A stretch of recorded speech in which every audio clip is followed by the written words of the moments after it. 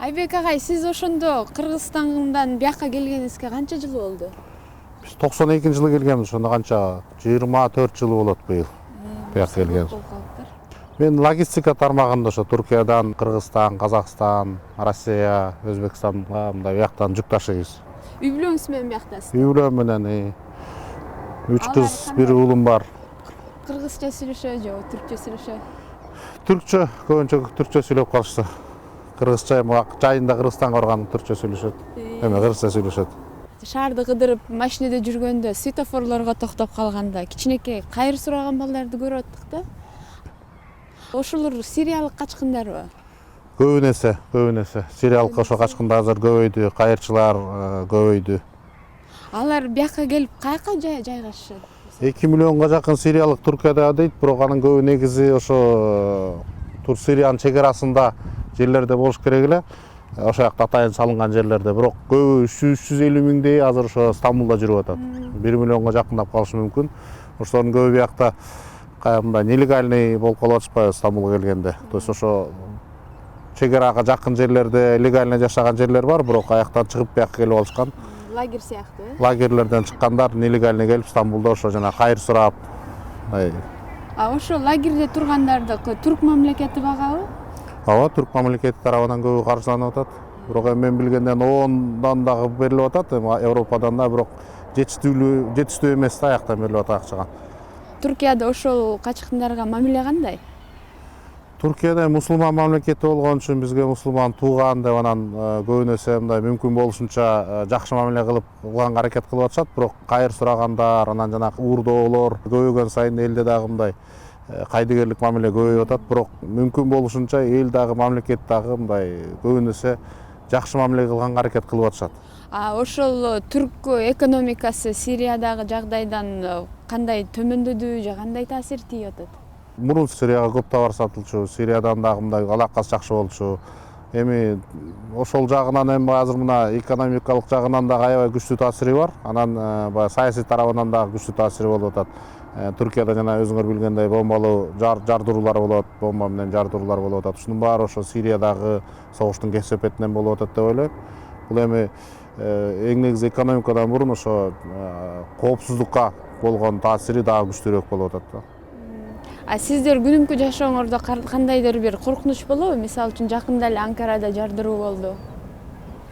Эми мүмкүн болушунча мындай элдердин көп жүргөн жерлерине барбаганга аракет кылабыз да. Бар мажбур метрого жүрөсүң, бирок митинг болуп аткан жерлерге же болбосо чогулуш болуп аткан жерлерге барбаганга аракет кылабыз. Сирия менен Түркиянын ортосундагы ушу жагдай сиздин мисалы үчүн кыргызстандык ишкер катары кандайдыр бир залакасы тийдиби?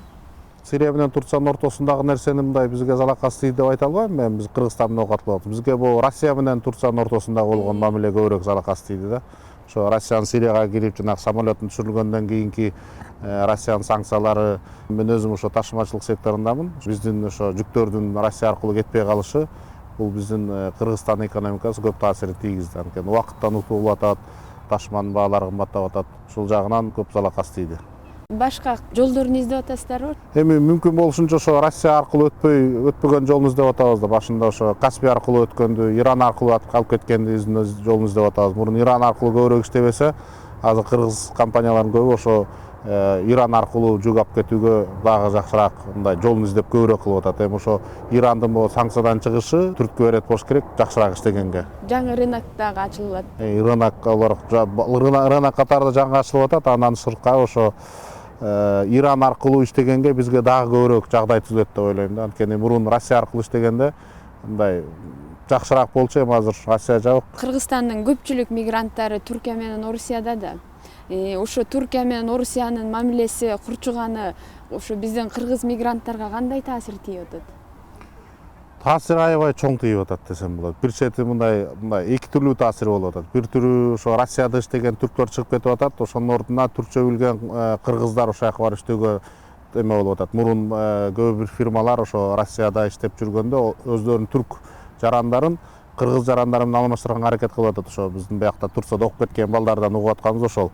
Бизге чалып келип иштеп бергиле деп атышат деп. Бул биринчиси, экинчиси бул жактагы фирмаларда иштеген кыргыздардын көбү жанакы экспорт импорт бөлүмдөрүндө ошо Россия Совет Союзу менен мурунку Совет Союзу Россия менен орусча билген үчүн ошол бөлүмдөрдө иштечү да, соода экспорт бөлүмдөрүндө.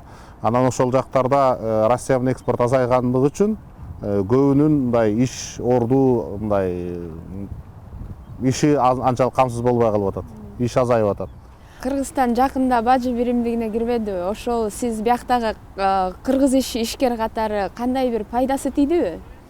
Бажы биримдигине 2015 эмес 2017 менен барып кирсек, балким биз көбүрөөк даярдыктуу болмокпуз. Биз эртерээк кирүүгө мажбурланып калдык окшойт, бул баягы саясий себептер боюнча.